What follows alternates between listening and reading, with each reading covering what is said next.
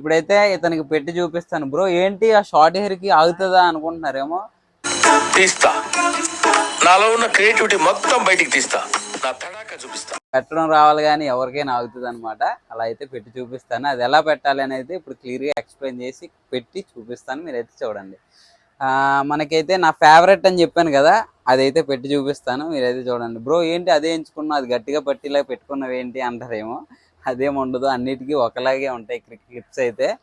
చూడండి, చూసారు కదా, అన్నిటికీ ఒకే టైప్ ఉంటాయి అన్నమాట క్లిప్స్ అనేది. ఇప్పుడైతే నా ఫేవరెట్ ఏదైతే అన్నానో అది పెట్టి చూపిస్తాను. మీరైతే క్లోజ్కి రండి బ్రో.